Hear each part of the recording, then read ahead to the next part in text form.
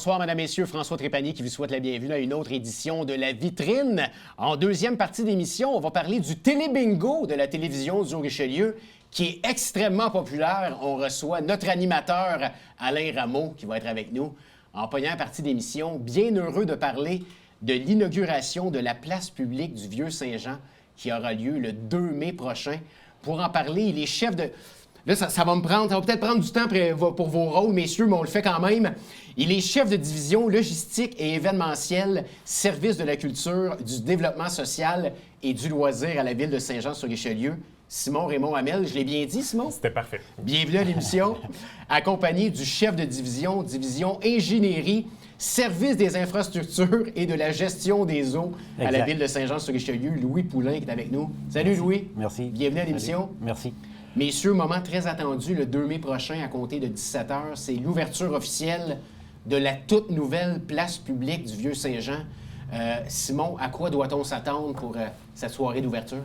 Bien, ça va être un événement extraordinaire. Là, on a profité du Festival CEV pour jumeler les deux activités dans le but de, justement, avoir tout l'éventail des possibilités qui va être possible à la place publique. Donc, il va y avoir des animations ambulantes, les performances de Break City, un groupe de danse très populaire au niveau hip-hop. On a connu à Révolution, qui a passé à Révolution, exactement, très connaisseur. Donc, ça va vraiment pouvoir montrer là, toutes les possibilités que la place publique nous offre. Là. Elle a été conçue pour faire des événements. Donc, on veut vraiment mettre ça en lumière là, pour le 2 mai prochain. Oui. Louis, je veux qu'on revienne pour les côtés un petit peu plus techniques avec toi du côté de la place publique. Ça fait combien de temps déjà là, que la place publique a été fermée et que vous avez commencé les travaux? Bien, elle a été fermée. En 2017, il y avait le parc Alcine-Marceau qui était là. Il y avait la Pomerleau qui s'était mobilisée dans la zone au sud. On a fait les travaux, on a débuté les travaux en 2024. Les travaux pour les terminer en 2025. D'ici quelques semaines ou peut-être un mois ou deux, toutes les déficiences vont être corrigées. Donc, ces travaux-là auront duré 1 an. La place publique n'était pas nécessairement accessible pendant l'année de travaux, évidemment. Qu'est-ce qui fait qu'on a dû fermer la place publique, faire de nouveaux travaux? Parce qu'on a entendu parler beaucoup. Bien là, la place publique, ça faisait pas longtemps que ça avait été inauguré. Qu'est-ce qui fait qu'on a dû un peu revenir en arrière pour pouvoir offrir quelque chose de mieux aux citoyens? Bien, l'objectif, c'était d'avoir un lieu d'expérience à la ville de Saint-Jean-sur-Richelieu. On se souvient, la première place publique, ça faisait pas longtemps, mais c'était en 2005 qu'elle a été faite. Pomerleau s'est mobilisé, comme j'ai mentionné, dans la partie sud. Il n'y avait rien dans la partie sud depuis plusieurs années. Il y avait dans la partie existante des mises à niveau qu'il fallait faire, notamment pour le bâtiment de service, ajouter des éléments pour les commodités, etc., ajouter de la verdure. On a profité pour ajouter du végétal beaucoup dans la zone sud. On a rajouté une quarantaine d'arbres. On a conservé aussi plusieurs centaines de végétaux. Mettre aux normes le bâtiment existant en ajoutant 2 toilettes, 2 salles de bain supplémentaires, fontaine d'eau, l'accès à la rivière, au canal qu'on n'avait pas avant. Il y avait une grosse glissière de sécurité. Maintenant, ce canal-là est accessible. On a installé des chaises longues. On a un bâtiment aussi, on a installé un nouveau bâtiment pour les activités d'événements. Il n'y a pas toujours des événements. Les gens vont pouvoir aussi aller là pour relaxer. Donc, ça va être une place qui va être disponible pour les gens, pour la population, pour le tourisme, les bateaux qui passent sur le canal. Les gens vont pouvoir débarquer puis profiter de cet endroit-là. Donc, l'accès à l'eau va être plus facile que c'était auparavant, c'est ça? Oui, parce que les gens vont pouvoir aller s'installer sur le bord du canal, regarder les plaisanciers, etc. Ils vont pouvoir s'amarrer, les gens sortir puis aller profiter du Vieux-Saint-Jean, si on veut. Le volume d'événements a augmenté aussi depuis les fêtes du 350e en 2016. Donc, ça faisait quand même que des infrastructures étaient dues là, aussi là, pour pouvoir accueillir l'ensemble des nouvelles activités qui se présentent maintenant dans le Vieux-Saint-Jean. Qu'est-ce que ça représente, Simon, pour vous? Logistique événementielle, service de la culture, organisation d'événements. On parlera un petit peu plus de CEV tantôt. Je les avais reçus ici à l'émission, mais vous êtes derrière le projet également d'avoir un endroit signature comme la place publique. Autant pour aller chercher des artistes que c'est important d'avoir un lieu comme ça. Mais oui, ça fait toute la différence parce qu'à Saint-Jean-sur-Richelieu, on est choyé, on veut avoir une multitude d'expériences, on veut développer le volet événementiel à son plein potentiel, puis ça prend une fenêtre sur la rivière, c'est vraiment un joyau, ça rend l'ensemble des activités très esthétique, plus belle, puis ça fait profiter aussi les commerçants qui sont à proximité d'avoir les lieux qui se jumellent aussi bien. Fait que, donc, c'est vraiment important pour nous dans ce contexte-là. Louis, parle-nous un petit peu de l'étape des travaux. Là. On dit que ça fait un petit peu plus d'un an que ça a été fermé. Parle-nous un peu de l'échéancier, comment ça a été? Il y a eu des plans concept faits en 2022, début de l'année 2022. Il y a eu 3 propositions de plans concept. On a retenu un jumelage de 2 concepts qui a fait en sorte qu'on a conservé quand même des éléments existants. On parle des gradins, du promontoire, etc. On a débuté les plans de vie. On a eu des rencontres avec plusieurs services de la Ville, autant les incendies que la police, travaux publics, événementiels, etc. 5-6 services pour discuter de l'aménagement, pour arriver à un consensus.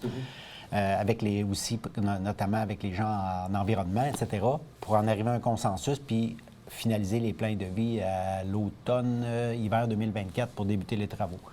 Donc, on a eu plein de discussions à l'interne avec tous ces gens-là pour voir comment on pouvait aménager ça de façon sécuritaire, de façon accueillante pour les gens, puis que ça soit vraiment un endroit magnifique, si on veut.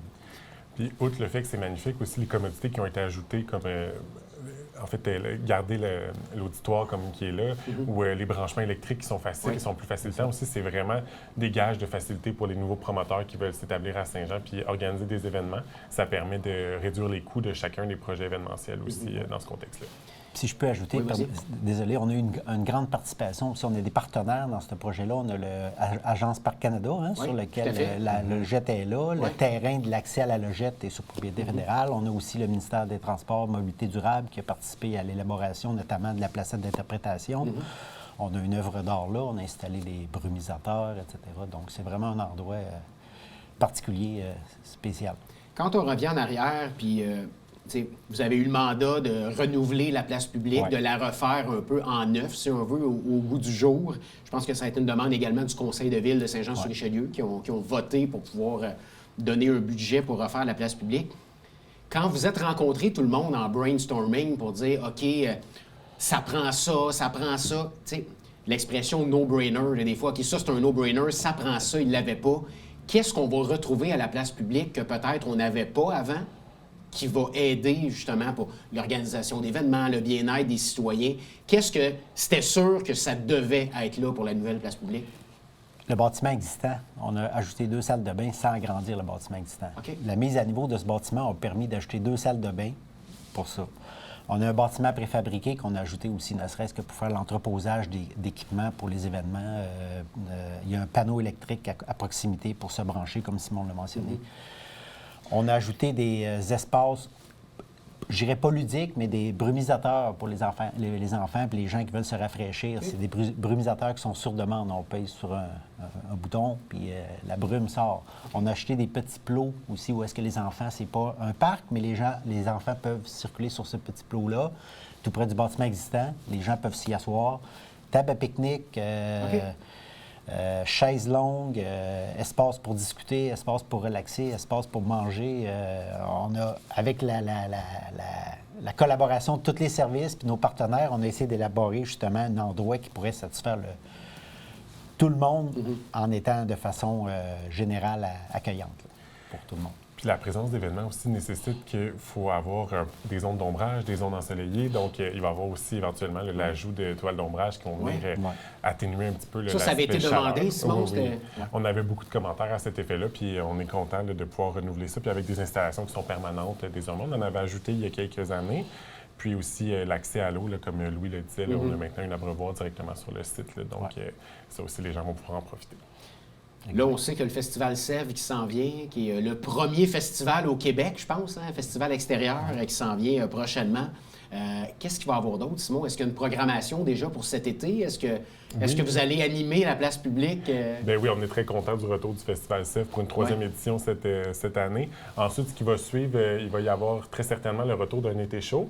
Donc, plusieurs soirs par semaine, du moins durant les 2 mois d'été, juillet et août, il y aura des prestations artistiques sous toute forme qui seront organisées dans le Vieux-Saint-Jean pour faire profiter un petit peu du dynamisme du secteur, des touristes et des cyclistes qui viennent nous voir. Donc, on aura ça. Puis, à l'automne, mais ce sera évidemment le retour de mon Vieux-Saint-Jean-la-Nuit qui fera son grand retour à la nouvelle place publique. Là, du côté de Sèvres, on va s'installer sur la place publique? Oui, alors, c'est comme... ça va être un test, là, on s'entend? Gros événement comme ça, on reçoit Soulja qui va être là pour le spectacle, le gros show. Écoute, c'est un artiste extrêmement populaire au Québec présentement. Est-ce qu'on est nerveux un peu, Louis, au niveau technique, puis Simon, de présenter un si gros spectacle pour l'ouverture de la place publique? Bien, moi, je suis confiant. Simon et son équipe font un excellent travail. On a aussi presque doublé la superficie de la piste de danse. Donc, je ne sais pas si c'est à cet endroit-là qu'ils vont s'installer, mais ça aussi, ça va être permanent. Mais je suis vraiment confiant que ça va bien se passer et que cette place-là va être utilisée à bon escient. Souvent. Oui, puis pour tous les organisateurs d'événements qui viennent s'établir à Saint-Jean-sur-Richelieu, quand ils ont vu la nouvelle place publique, c'est sûr que c'était un gros coup de cœur. Elle est pensée pour ça. Puis c'est pour ça aussi que Sèvres a décidé de changer de site pour venir s'installer dans la nouvelle place publique. Là, c'était un no-brainer, comme tu disais tantôt. Là, vraiment, c'est exceptionnel comme vitrine. Est-ce qu'on sait où on peut accueillir, mais pour un gros spectacle comme ça, j'imagine, est-ce que la rue Richelieu va être fermée? Comme ça, les gens vont pouvoir être dans la rue et sur la place publique. Mais est-ce qu'on sait... Il y a une capacité de combien de personnes qu'on peut accueillir pour un spectacle comme ça? Ça dépend toujours des projets, comment les aménagements sont formés. Il y a plusieurs réponses à cette question-là, mais grosso modo, on va être prêt à accueillir toutes les personnes qui veulent bien participer au Show de Saudia le 2 mai prochain. Puis pour tous les autres projets aussi, on va s'arranger pour qu'il y ait de l'espace. Est-ce que la rue Richelieu va être fermée? Parce que je me suis fait poser la question. Pour le Festival Sèvres, la rue va être fermée, oui, effectivement. Donc, pour les commerçants, les gens vont pouvoir se promener à pied, aller magasiner, aller prendre un café, aller manger au Dorchester. Exact. Puis la rue va être accessible pour les commerçants. Oui, c'est ça l'objectif, là, que les gens puissent sillonner d'un commerce à la place publique puis que la circulation soit vraiment fluide. Puis on veut, par le Festival Sèvres aussi, augmenter en fait le nombre de passants dans le Vieux-Saint-Jean. Donc ça va vraiment être l'occasion idéale pour ça. Là. Donc j'imagine que pour mon Vieux-Saint-Jean la nuit, peut-être que vous n'êtes pas rendu là encore dans les cartons, mais les activités principales vont retourner du côté de la place publique, j'imagine? Sans aucun doute, on va profiter de la nouvelle place publique pour ça, oui. Messieurs, il reste une minute. Qu'est-ce qu'on peut vous souhaiter? Comment on peut souhaiter... c'est un endroit qui est tellement mythique à Saint-Jean-sur-Richelieu. Où vous voyez cette place publique-là dans quelques années comme un lieu que tout le monde jase et un lieu de rassemblement pour les Joannais? Bien oui, Saint-Jean-sur-Richelieu, on fait beaucoup d'efforts pour devenir la principale destination d'expérience en Montérégie. Puis l'inauguration de la nouvelle place publique, ça fait partie de ces expériences-là qu'on veut offrir aux citoyens, puis aussi augmenter le sentiment de fierté auprès des Joannais. Donc pour nous, c'est comme ça c'est là qu'on se voit dans 5-10 ans. On veut vraiment devenir la principale référence en ce sens-là. Puis je veux juste profiter de l'occasion pour dire que les activités là, du Festival Sèvres ont lieu beau temps, mauvais temps. Oui. Il y a des stunts dans les commerces qui se déroulent et des spectacles à la place principale. Puis de même pour les activités de l'inauguration de la place publique. Donc, elles seront reportées au samedi si jamais il pleuvait le vendredi soir. Donc, et je tiens à le mentionner, on en a parlé beaucoup avec les organisatrices, mais c'est gratuit cette année. Donc, il n'y a pas de frais d'entrée pour assister au spectacle. Ça, c'est quelque chose, Simon, rapidement, là, que... On avait entendu les gens l'année passée, bien là, il faut payer. C'est quelque chose qui est important pour vous d'offrir la gratuité cette année? Bien, pour la ville, ce qui est important, c'est l'accessibilité. Donc, à tarif réduit ou la gratuité, c'est sûr quand l'organisateur peut se le permettre, la gratuité, on est bien content, mais on est aussi ouvert à plusieurs formules d'affaires. Bien, messieurs, merci énormément d'être passés en studio. On invite les gens à aller faire un tour du côté de la toute nouvelle place publique. Louis, bravo pour le travail. Toi et ton équipe, on passe devant. Puis, ça prend une bonne équipe. Hein? Oui. Bien, bravo pour tout ça. Puis bon succès pour Sèvres qui s'en vient rapidement. Merci beaucoup. Merci messieurs. Merci. Après la pause, on parle de télé-bingo. Pour ceux qui n'ont jamais joué, ça va vous tenter d'aller acheter votre carte avec Alain Rameau.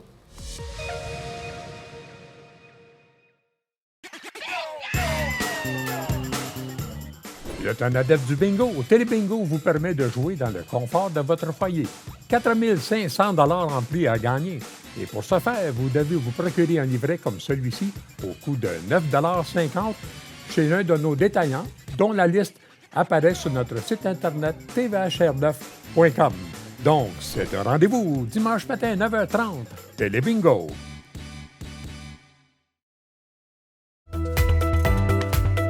Ici Mario Tremblay. Je vous donne rendez-vous à la tribune TVHR, votre émission d'affaires publiques présentée les mardis, mercredis et vendredis à compter de 17h. C'est un rendez-vous.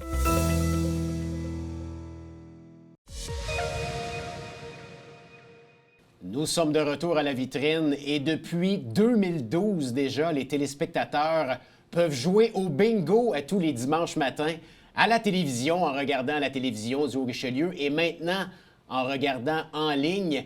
Et celui que vous voyez à l'écran depuis si longtemps, il est animateur et meneur de jeu. C'est mon ami Alain Rameau que je reçois. Salut Alain! Salut François, ça va bien? Ben ça va bien, merci d'être là. Ben, ça me fait plaisir, merci de l'invitation. Ben ça fait plaisir. Écoute, j'avais reçu Mario Tremblay qui anime Ouais. l'émission La Tribune. On voulait parler un peu de lui, qui est Mario et de son émission. Je me suis dit, ben il faudrait inviter Alain. On le voit en ondes depuis 2012, qui anime le Télébingo et il n'était pas venu encore à l'écran.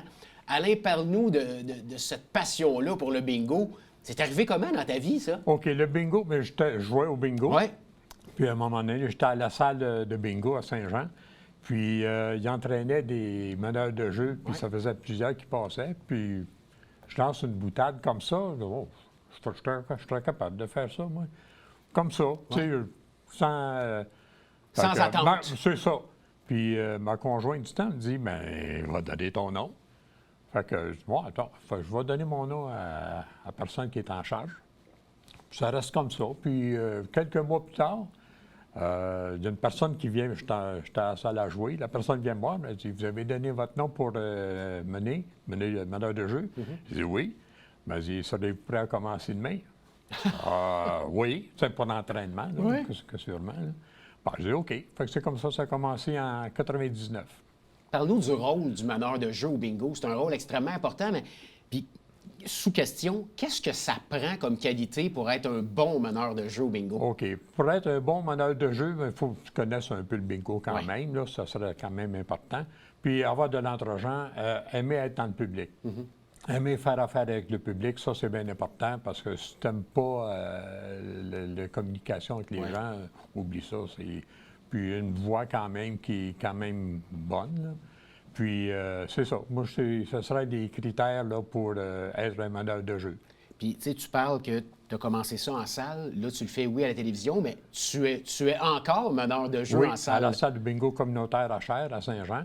Fait que je fais de l'animation à peu près 4 à 5 sessions par semaine. OK, quand même. Oui. Parle-nous de la popularité du bingo, Alain, en salle. Est-ce que c'est toujours aussi populaire? On se rappelle, là, on voyait des vieilles images, là, plusieurs années. Les gens allaient là avec la cigarette, il y avait de la fumée partout. C'était comme un peu l'image qu'on avait des salles de bingo communautaires.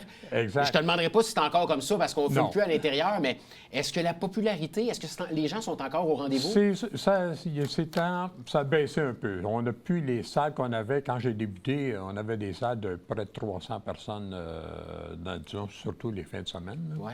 Et puis, avec le nuage de fumée dans la salle, tu sais, le boulier est un peu plus haut. Fait que là, tu avais le nuage là, dans... Mais là, ça a baissé. C'est sûr que c'est plus les mêmes assistances. Mais il y a encore des gens qui... puis on a de la relève. On remarque souvent qu'on a des nouveaux visages qui viennent jouer, puis des jeunes. C'est sûr que les jeunes, on ne les voit pas tous les soirs, mais c'est une fois par semaine ou 2 semaines. On voit plusieurs fois des jeunes. Ça y va qui de viennent jouer. génération en génération. Ouais, La exact. grand-maman va amener sa fille, qui, elle, va amener la petite fille. Et là, c'est Exact. rendu que les gens jouent ensemble. Exact. On voit souvent les grands-mamans venir avec le petit-enfant. Ah oui, ça arrive souvent. Fait que on aime ça, voir les nouveaux visages, fait que c'est de la relève. Moi, Alain, je suis pas un joueur de bingo. Là. Je suis jamais allé Tu jouer au manques quelque bingo. Ben là, il va chose. falloir que j'y aille un moment donné. J'ai pas le choix. Joue au télébingo. Ouais, je suis pas sûr que j'ai le droit à ça. Hein. Oui, il y a ça, par exemple. Mais parle-nous de... Je décide, moi, de dire, bon, mais moi, je vais essayer ça, le bingo. là. Ouais. Comment ça fonctionne? Je me présente à la salle du bingo ici. C'est ça, tu te présentes à la salle. Puis j'achète des cartes. Les billets, J'en les ai pour combien de temps? Est-ce que je décide d'aller passer la soirée là? Ou... La session débute à 7 h et finit vers 21h45. OK, quand même. À peu Fait que près. c'est près de 3 heures qu'on Près est... de 3 heures à jouer. Exact. comment ça marche, Il y a une là? pause de 15-20 minutes. Il y a différents jeux. Il y a différents jeux. On a des pads qu'on appelle, qui a 4 feuillets. Puis on a des parties qui sont pas incluses dans les pads. OK. Fait que, puis on donne à peu près 3500 environ, à peu près, là, vite Grosso calculé, là, grosso modo, avec possibilité de plus, parce qu'il y a des jeux, comme il y a un minimum de 200, mais si tu fais la carte pleine, disons, en temps de numéro, bien, c'est 1000 $, puis c'est OK. décroissant. Là. Mais minimum, c'est à peu près 3500 autour de ça. Je me rappelle, moi, je collabore ici à la télévision aux Richelieu depuis à peu près 2005. Fait que ça fait longtemps. Oui. Puis plus on avançait dans les années, plus c'était dans les cartons, le télé-bingo, d'amener ça. On voyait ça dans d'autres stations télé, Oui, dans des stations exact. radio, qui aident énormément pour le financement de Ben, la c'est- télévision aux Richelieu. C'est le but principal, Oui. mais on parlait tantôt hors d'onde avec Richard, le directeur général. Depuis 2012, on a donné plus de 1,5 million C'est en ça. prix. C'était C'est immense. Immense, immense. Mais avant de revenir à ça, Alain, là, je veux qu'on revienne à la base. Comment tu t'es fait recruter pour devenir le meneur de jeu? Parce que c'est bien beau le faire en salle, là, mais tu le sais, l'ambiance d'un plateau télé, il y a des complètement caméramans, il y a différent. plein de caméras. On est ailleurs, là. Même au télébingo, il n'y a pas de caméraman. On Ouais, a ben- une caméra, puis... Moi, j'en ai toujours une coupe, Oui, puis c'est plusieurs ça, caméras, mais c'est la caméra. comment est arrivée l'opportunité? Mais l'ancien propriétaire de la salle de bingo me dit, il parle de partir un télébingo à la télévision communautaire. Serais-tu intéressé? Ben, je dis, ben oui. Puis je n'ai pas entendu parler. Puis à un moment donné, le meneur de jeu du télébingo à TVRS sur la Rive-Sud, il mettait meneur de jeu à Saint-Jean aussi à l'occasion. OK. Fait que je le rencontre. C'est un il me petit disait- monde, Alain? Ben Tout oui, le c'est un monde petit se monde connaît. de meneur de jeu, oui.